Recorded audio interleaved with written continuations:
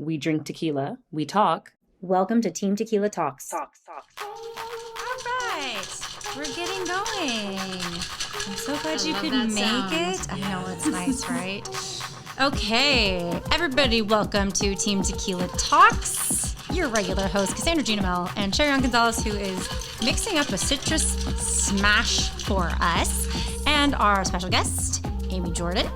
And she founded it's not just a Pilates company. I don't want to say just Pilates because that's really grossly underselling it. Yeah, that's true. It's true. So it's Wundabar, and that's actually when I first met you forever ago. I was pregnant. This is almost a decade ago now, and you were also pregnant, and I was taking your pregnancy class. Right? We were working out together while we were making humans. We were very busy. Yeah. Very busy. Women are multitaskers, right? Yeah.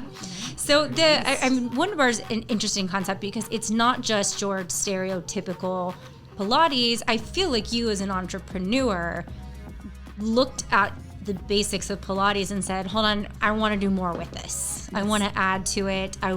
This alone is great, but it could be so much more. That's exactly the approach I took because I loved Pilates. I loved the anatomy of movement. Cheers as we get the background on Wundabar with Amy here. Yes. I loved the quality of movement and the functionality of it, but I was so damn bored. So bored. Pilates can be slow. Super slow. Traditional Pilates. It can get really, and sometimes some teachers can get really repetitive. It's easy to fall into that cadence, and I understand that, but I really wanted to bring this like high energy, fun experience to the equipment, to the approach of Pilates.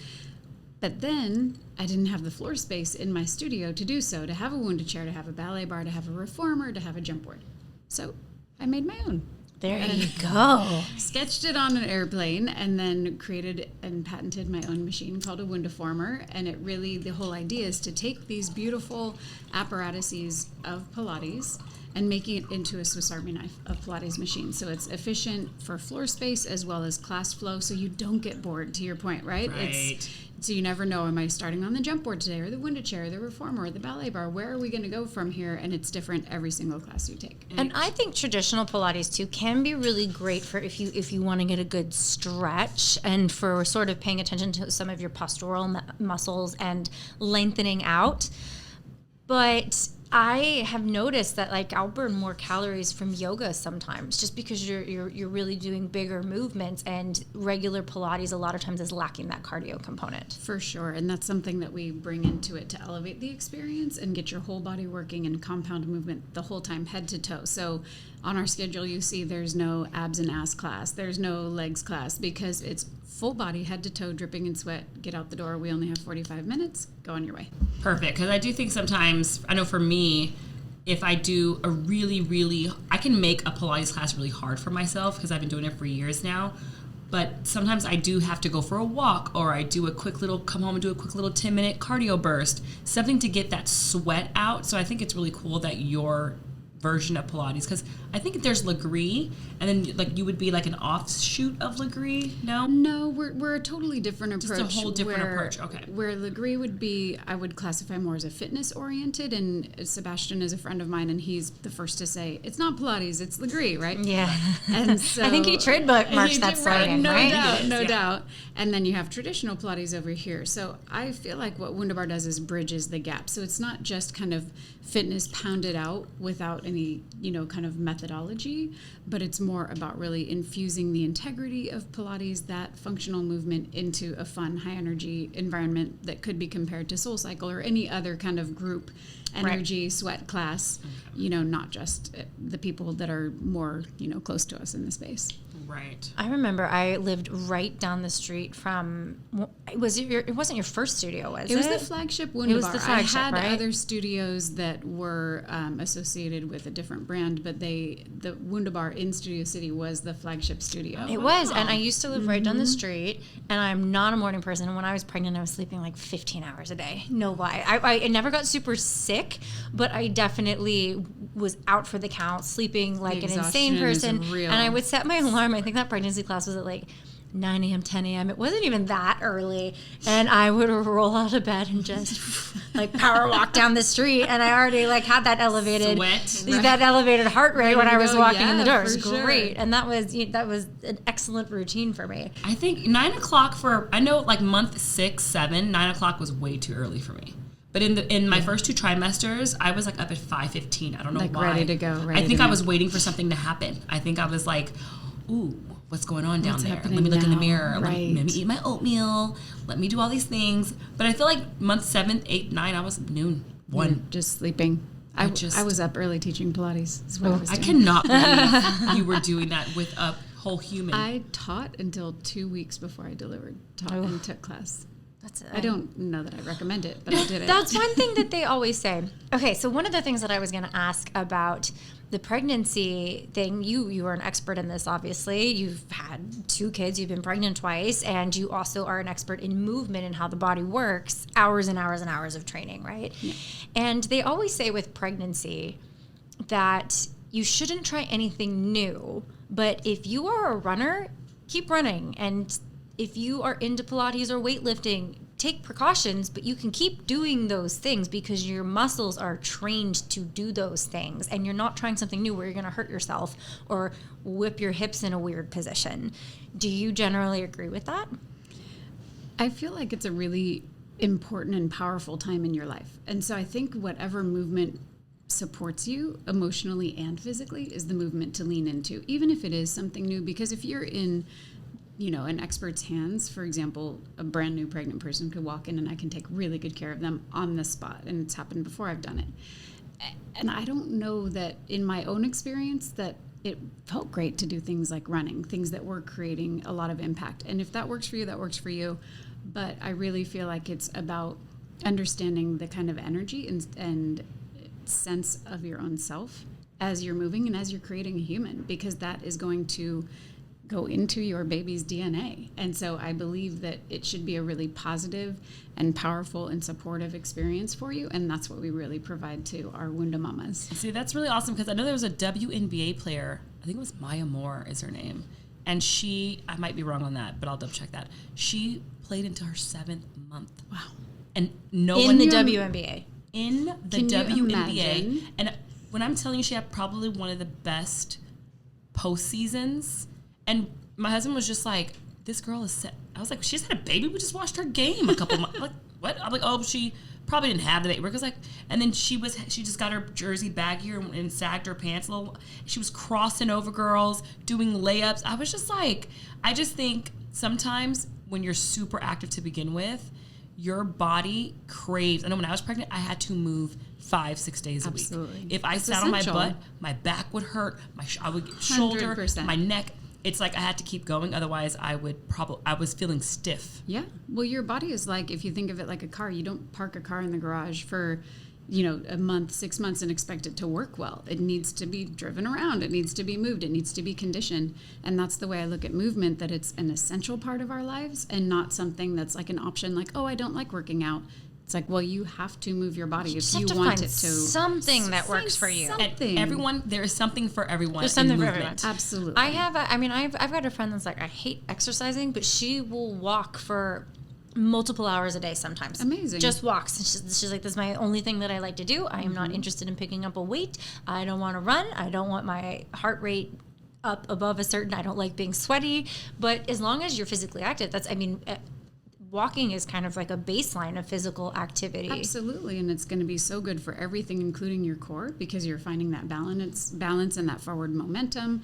It's great for cardiovascular health, and the way that my mentor always said it is that you breathe with your legs and you walk with your lungs. And so it's because it's all combined. There's no such thing as slicing it up and saying, like, well, she's not doing a core workout. Well, yeah, she is. I was just going to say, you don't even have to be able to walk. I went to Wimbledon and we watched the, I don't actually know the official term for it, if it is paraplegic or if it's the wheelchair. It was the wheelchair finals, or and they have a full Wimbledon tournament. Amazing. And everybody's in a wheelchair and they are whipping it. I know. And they are in better shape than I am, and I feel like I feel like I'm pretty physically active, but I feel like they could wipe the floor with me. Absolutely. I think the science behind walking over the years has gotten a lot more specific. There's a reason why they say the 10,000 steps a day for cardiovascular health. I mean, That's a lot, by the way. it is. It is a lot. Actually, 10,000 steps is actually a lot. Well- And I didn't know this until I started wearing my Apple Watch and going, oh, I'm going to pay attention to my steps now because I've always been super active. So I never thought that I had to pay attention to my steps. And even on days where I was going and knocking out a 350 calorie workout and, making dinner and going to pick my daughter from school and stuff, I get to the end of the day and be like, how is this only 5,000 steps? This is bullshit. I have to go on a hike walk anymore. to nail it, or do some dance cardio because then you're kind of hopping around and dancing a lot, doing a lot more steps. But they say now for 3 to 5 days a week, walking with a weighted backpack is a game changer. That's interesting. It's new science. It's new science, and it's basically That's why all these kids are in shape, huh? Because they're doing it anyway, right? they're walking. Well, my daughter does like 17,000 steps a course she day, does. and I was like, I'll look at her Apple 10 Watch. a.m. rolls around and it says, she's closed her ring. She's close. I'm like, girl. She's like tiny little thing. But if you put like 3 to 5 pounds in just a backpack, even while you're walking around the house with your leg weights or arm weights, they're saying just that extra force you have to get off the couch, just the extra stuff that you do for your heart is like amazing. And the new science about it is like great. They're like all these athletes. I was watching some of the Clippers on NBA TV. They were doing the dunes in Manhattan Beach, and all of them had on the backpacks. And I was like, those are the backpack. They have slates of metal in them. Okay, well, speaking of the science, what are we drinking, Sherry? Ooh, we are drinking a very citrus. What is it? A very citrus smashed margarita. Yeah. Yeah, a very citrus smashed margarita because we didn't have to juice anything. We literally muddled everything. It's the easiest, quickest thing. We cut up some limes, we cut up some oranges, grapefruit. We have a little mint in there, muddled it together, threw in some añejo, and we shook it up, boom, mint on top. Perfect. It's amazing. Yeah. It's really good. I'm a big fan of mint in general. We've got our grapefruit, which we've already gone in depth in previous episodes about the benefits of grapefruit, lime, orange, and mint. Mint is the interesting thing here because I think that the world in general doesn't talk enough about micronutrients, right? So we've got all of these things that are just as important as your protein and your fats and your carbs. You need to really also get into your electrolytes, especially as physically active people. It's not just, am I getting enough sodium and potassium? You're also talking about selenium and magnesium and chromium and all of these things that are going to help balance out your body for both your gut, your mental health, and your recovery. Hydration especially. So mint is actually a bit of a wonder herb. And it's delicious. It's delicious. It's really heavy in chlorophyll, which, as indicated by the very green leaves. But a lot of people don't know that there are a lot of benefits to chlorophyll. It's a master antioxidant, and really the great thing about mint too, specifically, it actually helps with scent.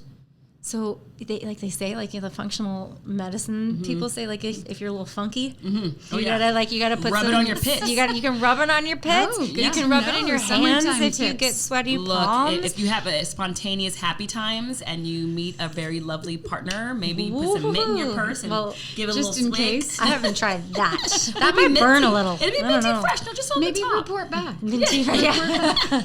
We'll let you try that one, Sherry. Okay. But there are a lot of benefits to mint, and one of the ones that we just learned about, which was really interesting, obviously a very common sign right now of a common sign of the times, I guess, is people that have long COVID. We've heard that people with COVID can lose their sense of smell and taste, and also the medication that they are giving patients with COVID now, as that is developing, can really leave a metallic taste in your mouth, as does chemo. Yes. And it really sucks when you are already feeling under the weather, feeling shitty, or you're ill, and then you can't enjoy your food. And that is just it's just such a buzzkill and an appetite killer, and it can really bring you down when you can't find comfort in something that is a basic human need. Yeah, and I think there's how many taste buds? Thousands of these things on your tongue that are basically like cells on your tongue, and they're called taste papillae. And Yeah, those are the little thousands. The little dots. Yeah, thousands of sensory organs, which is why they say, you know, hand to mouth, like a food addiction, you just keep trying to get those things tickling in there. But I do think when you're sick or super just like famished, to not be able to taste like garlic, onion, the things that make food great would probably be like Spice and that stuff. my sister couldn't taste garlic after she had COVID for like 9 months. So the mint doesn't magically make you, doesn't reactivate your taste buds. No.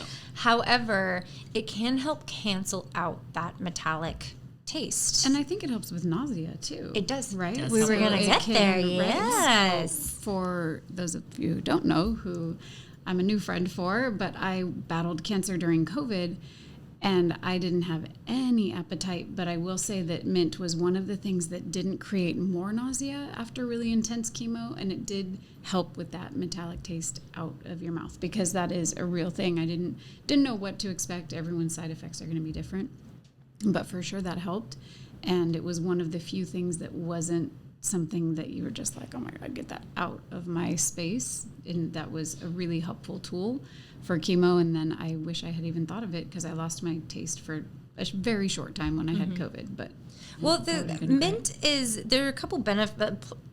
I'm going to say benefits of not just consuming mint, but using mint, is that it's super readily available. And if you plant mint either in a planter on a balcony or in your yard, it will grow like a weed. Yeah, you gotta be careful You will with it. have so much much. mint. It Oh, grows that's so cool. easily.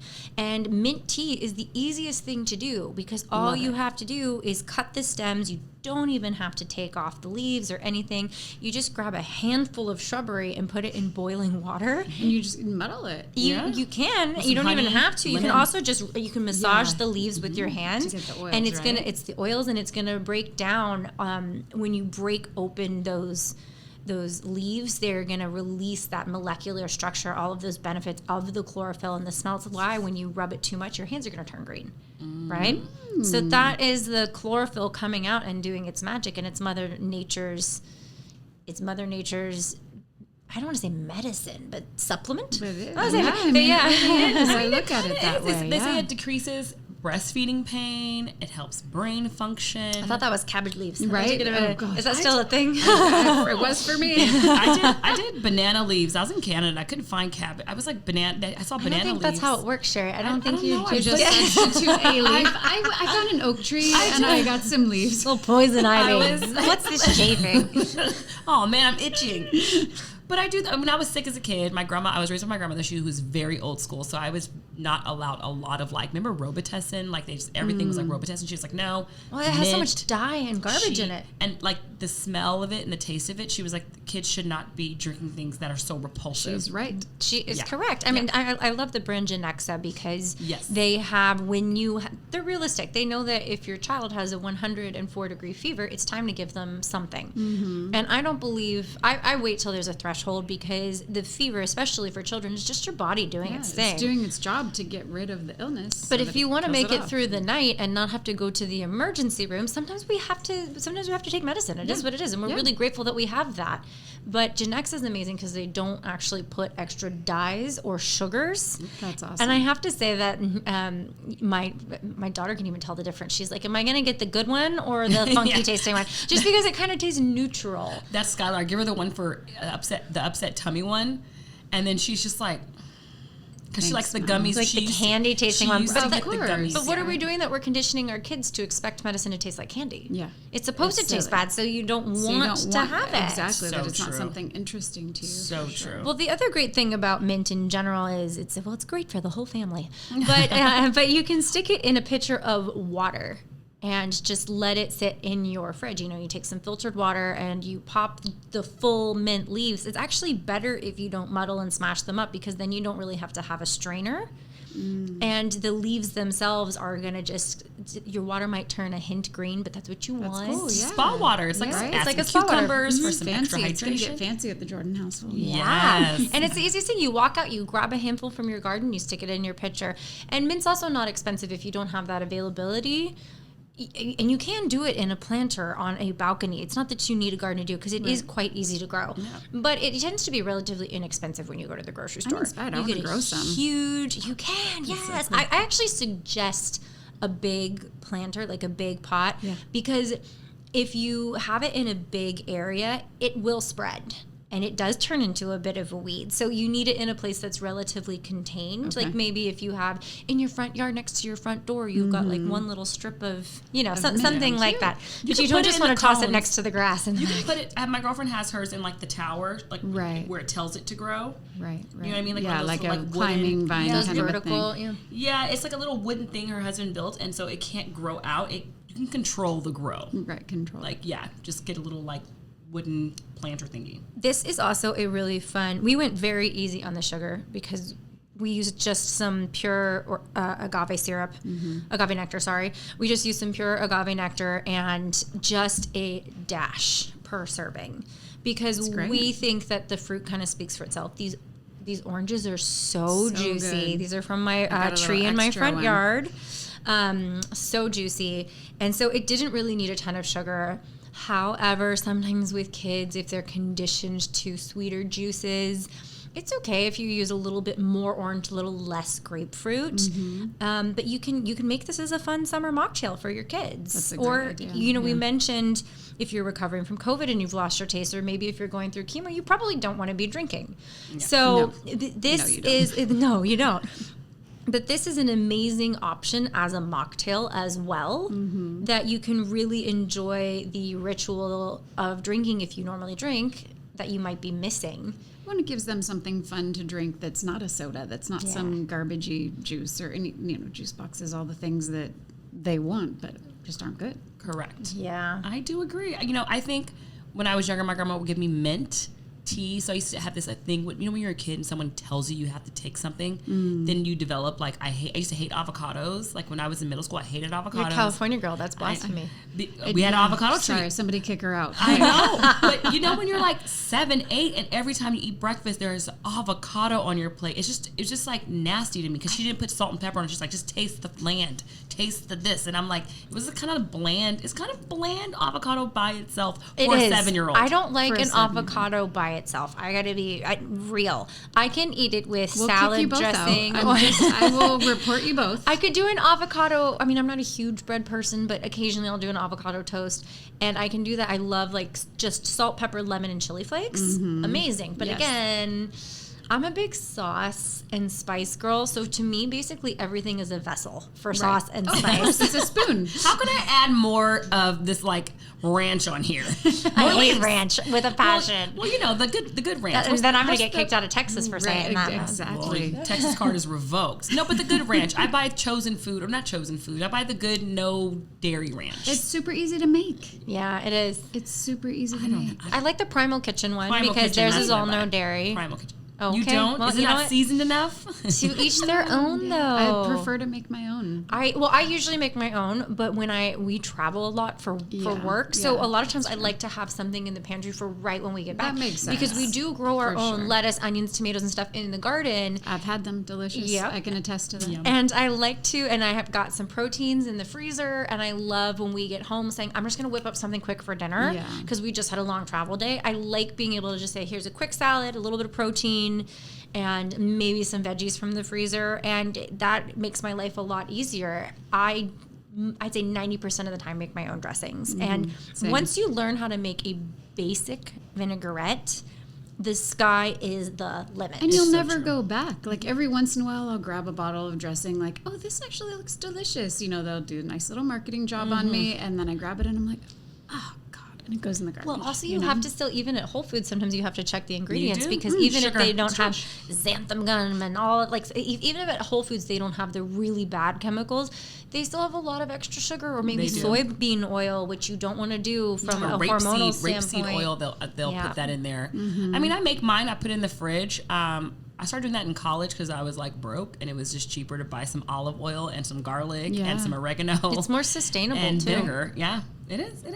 And then you go from there, and you can just really take different spins on it. I made one last night. I did a summer lemon salad, and because I bought mint for this drink, and it came in a huge thing. That was a big vat Because of I got mint. back and mint. we have a certain section that we're replanting for some late summer veggies with the California heat and everything. So the mint in our garden was not available. We only had basil, and it's not quite the same. So I bought some mint, and I actually cut up a lot of the mint with arugula and parsley, and did this sauteed lemon salad with a shallot vinaigrette, and it was phenomenal.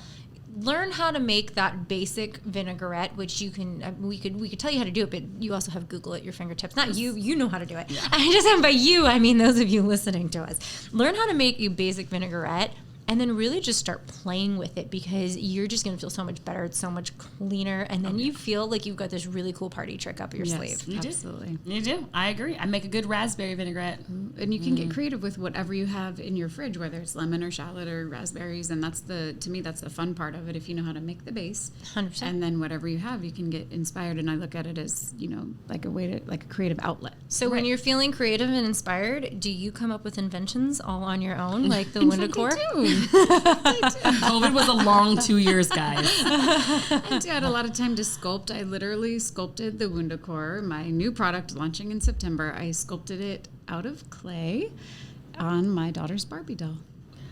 Okay. Nice. So does was your it daughter get a Barbie percentage? sized, or was it? It was Barbie sized at first. No, the first one I have fits in between your thumb and your index finger. It's tiny. It's made of clay. It's actually really That cute. seems like it would be harder to make than one that is Life size. because did you have special tools? No, in my fingers, we rolled it out like a snake, like we were in kindergarten. Wait, so what made you think of this? So one of my clients came to me and said, will you take a meeting? And I was like, sure, and thinking, oh God, she wants to franchise. We don't franchise, but okay, I'll be polite. I like this woman very well. I'll take the meeting. And she said, I'm in the product space. We just sold our company, and now we are working with entrepreneurs to bring product ideas to life. And I thought, oh, now we're talking. Now that's really interesting to me. And she said, I'd love to help you. And so her name's Lauren and her partner, Sam, they helped me just kind of kickstart this idea. You can do this and we can help you make it. Because the idea of actually going into production and finding a factory and sourcing the materials and getting the drawings, it's exhausting. The Wundaformers in studio we're still tinkering and noodling, and it's a never-ending process. But to feel like I had this team in support to help really bring it to life, then all the ideas just started rolling. Within a week, we had the Barbie doll prototype working, and then they got their Barbie doll prototype. Okay. We got their team working on drawings. I had made a life-size version out of tinfoil and duct tape. Literally. Okay. Then we got into the drawings, and then you start 3D prints and, choosing materials, choosing colors. Wow. And so these are working prototypes we have here. They're now in my studios. I'm teaching with them all the time. It's so fun. So you put your arms or legs through there? Yes. What? Okay. I was just going to ask this because I've seen it a bunch. Obviously, I follow you and your work and what you're doing. And I was trying to explain to Sherry exactly what it was. And I said, it's kind of like that ring, the ring, if you've taken a Pilates class ever in your life, or you've probably even seen it at the gym, yoga, whatever. Absolutely. And it's like that, but you have options. But so much better, right? So the ring is impossibly, but somehow both too wide and too narrow at the same time. Yeah. So if you hold it in your arms, it's too narrow and you're kind of impinging on your shoulder joints. That's not feeling great, right? And then if you put it between your ankles, your legs go too wide and you're not aligned with your hip insertion points, and then it's too wide. And especially if you're petite, then your stance is really wide. Like a trucker stance. Forget about it. And then they tell you just to squeeze it harder, and you're like, hold on. But now I'm compromising my form. Compromising everything, and I'm dumping into the low back and all of these things that we really don't want. It's also very light and flimsy. So it's if you tear one apart, which they've I have popped now out of my done, legs before, yeah, for absolutely. sure. They go flying. The little rubber pads, they disintegrate. So as a studio owner, we're replacing them constantly. They're cumbersome. The clients didn't like the experience they were having, and myself as a movement expert, I didn't like the experience I was providing with it. So I said, this is my first order of business, is to improve upon this. So I'll hand each of you one. So the Wundabar is... This one has glitter. Isn't that fabulous? We're testing exactly how much sparkle it will have. So you can feel that it's sturdier, but it still has flex. Little in the give. middle here. It has Yeah. some give. Yeah.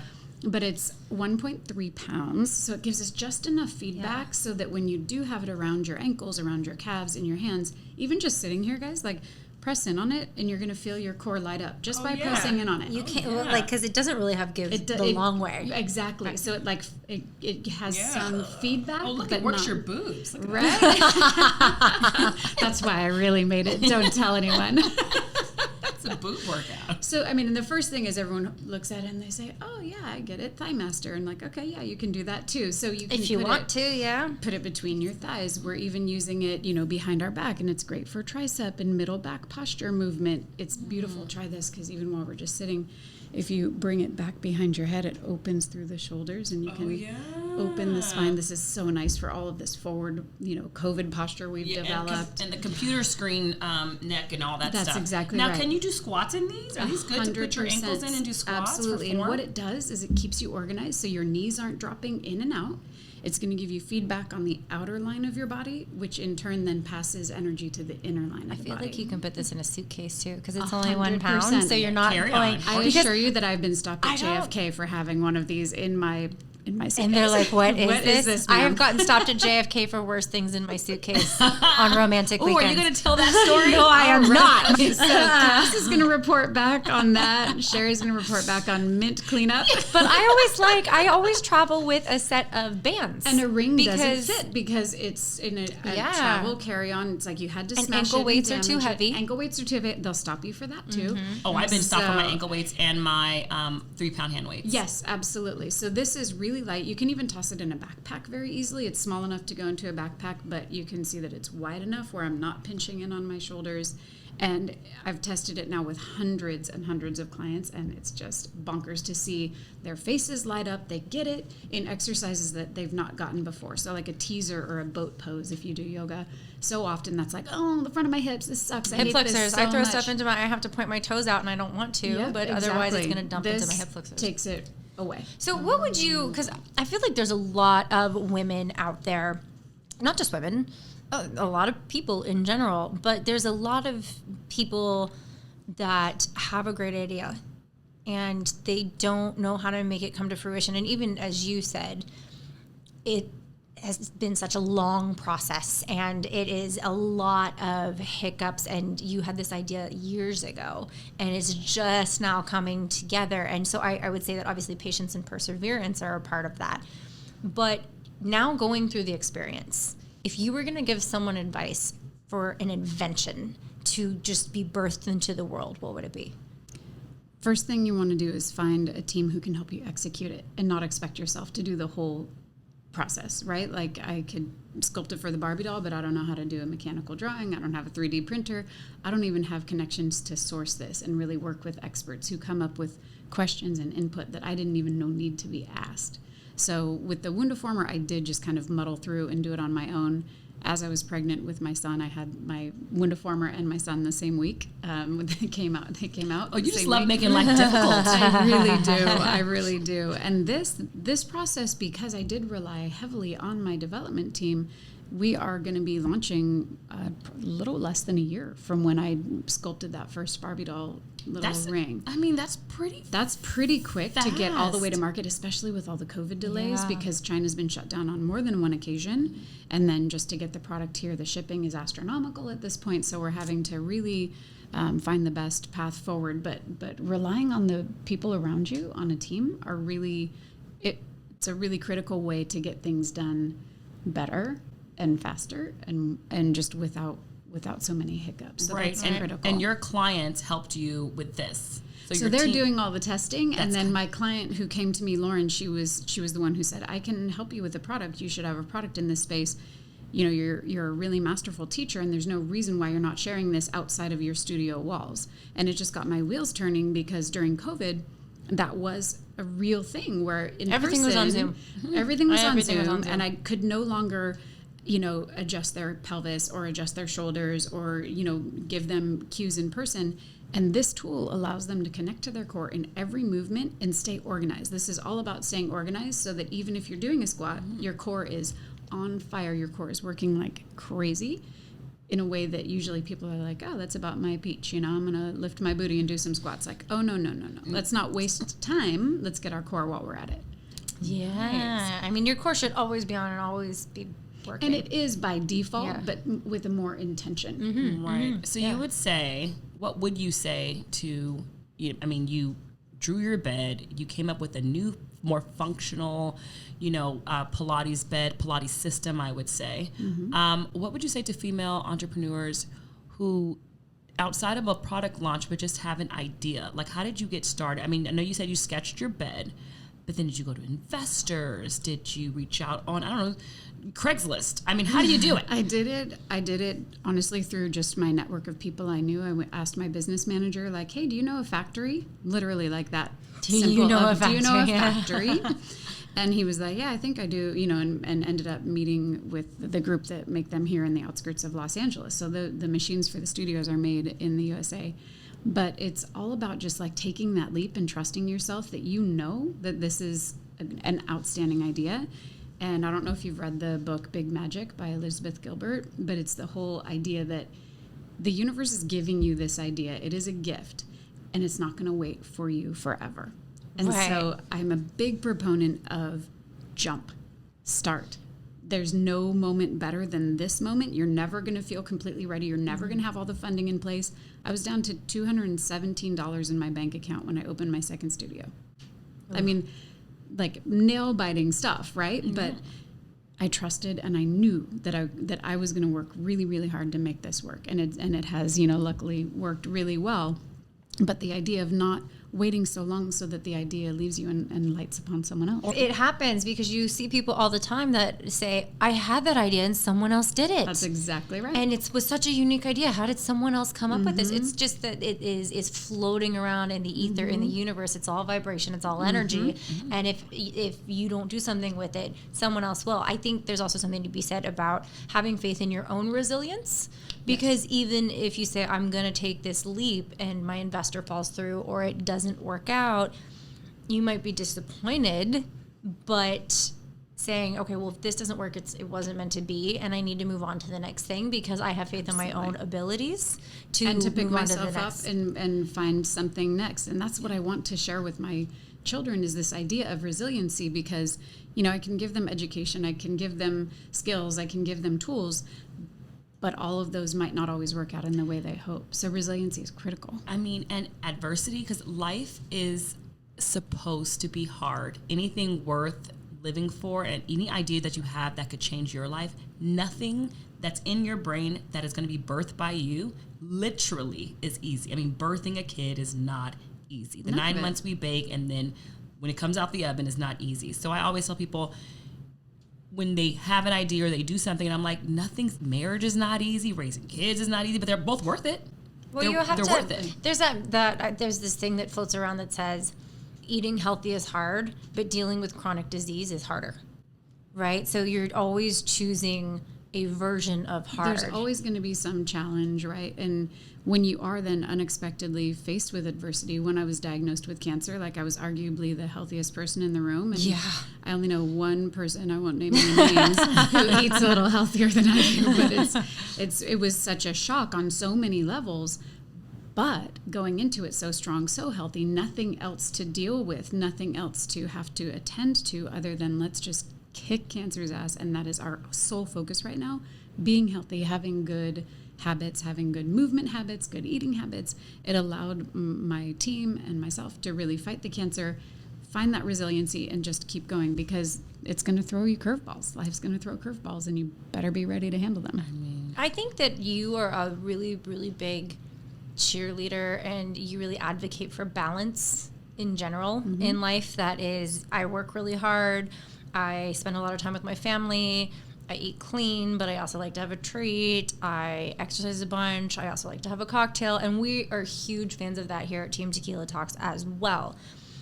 One thing that I think that you can speak for individually is you have been through cancer and chemo, and obviously that is a lot for anyone to go through, and you just came through it with the best attitude, and you came out on the B side, and you were so resilient. We were just talking about resilience in general, right? if people are going through a chronic illness or a difficult diagnosis, what would be just sort of some advice or just a nice thought that people could really hang on to get to the B side of that with that same positivity that you've had?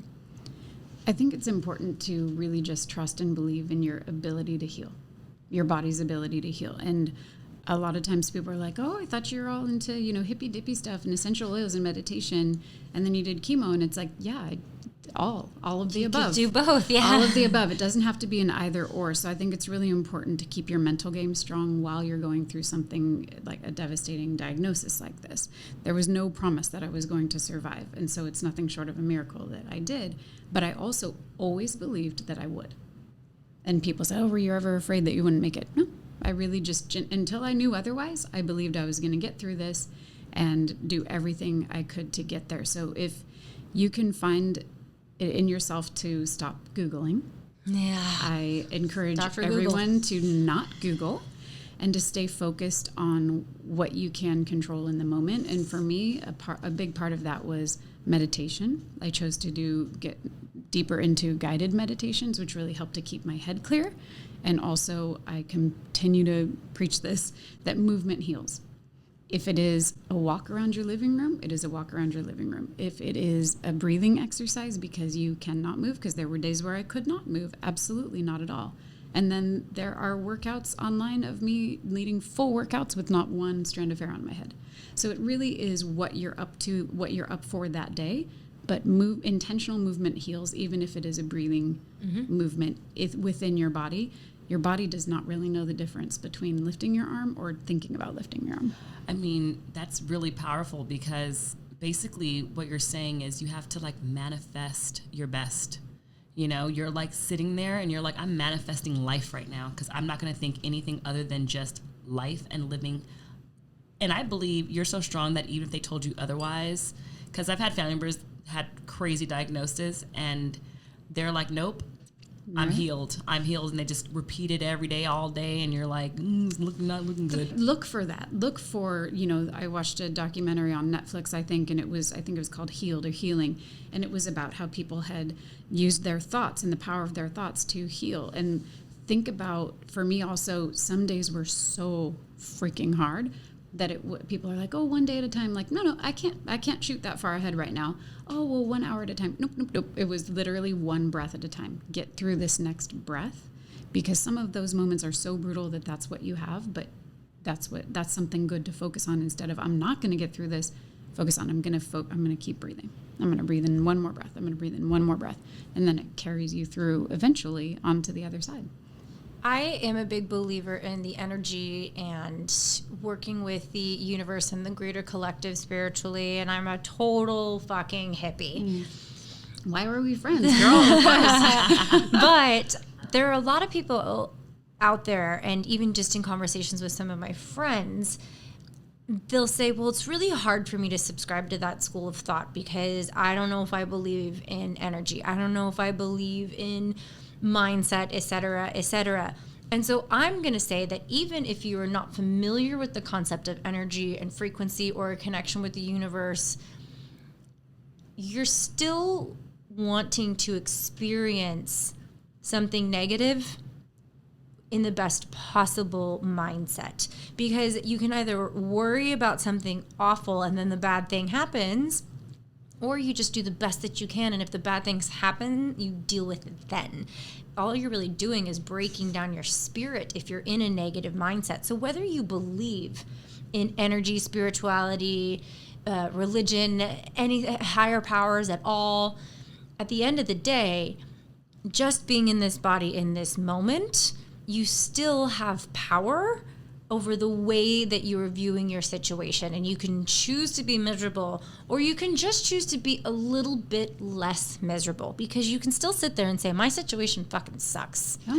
But I'm going to find one thing to be optimistic about, or I'm going to find one thing to be grateful for, just to take the burden off of myself. Because if I have something like a horrible diagnosis or something traumatic happen to me, even if it's not something health related, you can sit there and you can actually make it worse in your brain, and it takes a toll on you physically, and you're not sleeping as well, and you're anxious. So I just think from a physical perspective, not even talking about the spiritual, just isolating the physical effects, having at least hope or optimism or gratefulness, even if you're in a negative space, is just going to take a little bit of that weight off your shoulders. It totally does. And I had a friend, we had a similar conversation with this. She was going through a really hard time, and she was like, you're trying to tell me to bury my head in the sand. She took it differently than what I meant it, but I understood that interpretation because when someone's saying, I'm not saying push, you're not saying push forward, push through, you're saying just where's the sunlight? Just like, where's the sunlight? You know, just find your light. And I feel, and so I'm stuck in traffic, but I love this song. Right. And it's not changing. You're still stuck in traffic, but you got some joy in traffic. And I was trying to tell her, I'm not trying to tell you to just bury your head in the sand and pretend that it's not bad. Right. No, because that's also not good. You know, you got to face the music eventually, but you can face it in a way that's more giving yourself a little more grace, a little more ease. 100%. Yeah. Can I take like 20 seconds and we'll do a little like example of why this is so? Okay. Yes. So close your eyes, and if you're listening and it's safe to do so, close your eyes. Ready? Take a deep breath. You can exhale. Keep breathing. All right. No. No. No. No. No. No. Take a breath again. Keep breathing. Yes. Yes. Yes. Yes. Yes. Yes. Open your eyes. And I guarantee you felt different. Yeah, with those you two feel way very lighter simple with words. the second. Yeah. And I do this with training with my team because we always approach our clients from a yes, lifting up, positive perspective for this exact reason. I watched you both kind of collapse a little bit as I was saying no, like externally, like coming in towards the center, like, oh God, protecting yourself. Yeah. And then when I said yes, the first time you both got a smile on your face, their eyes were closed, and they both started sitting taller and breathing easier. Yeah. I mean, super simple. So that's a super quick trip. Oh my gosh. This is where the cocktails kick in. That is a super quick trick that you can use. And we've talked before about even if you can meditate for a minute or less than a minute, when you just take a second to close your eyes, take a breath, and regroup. And not even necessarily say I'm having such a shit day and all of a sudden everything is wonderful. It's just about neutralizing the negative thoughts and resetting. It's a good old unplug, replug. I did it yesterday. I was having like a total panic, stressed out moment surrounding Wundabar and the launch. And it was a very exciting person who had asked for a sample. And I couldn't find the packaging that I wanted to send, and I was freaking out. Yeah, take a and breath. I took 3 deep breaths, and it was like, okay. And the rest of my day was not smooth sailing, but it was. But I lost that spiral chaos. You're stopping the sense. spiral. You might not rebound entirely, but you are stopping yourself from spiraling out of control. What I like to do, and what helps when you're in a really negative space to do that, is when you're in a really good space and good things are happening, and if you start practicing meditating in the good moments, you kind of get used to doing it. You don't want to pick that up when you're in a negative headspace. It's like going to the gym. Exactly. Right? Yeah. And then when the bad happens, you automatically know how to fall in and drop into a space. 100%. You're revisiting as opposed to trying to find something out for the first time. And when I was spending all of this time in the hospital, and I was there for weeks on end, more than once, and it was one of the only ways that I could really transcend that, like, woe is me, pity party. And I had a moment or two of that, of course, but it was a tool that I had in my toolbox to keep my brain and keep my focus on that resilient experience and on that resiliency focus to get through it. So build your toolbox, look into whatever type of meditation works for you, because we know it's different for everybody. Absolutely. Amy, thank you for being here with us. Amazing. Check out Wundabar pleasure. and the Wundacore. We will and link nobody's going to judge you if you have tequila in your toolbox as well. Ooh, that is a tool. Like, subscribe, all those things. Team Tequila Talks. Thanks for listening.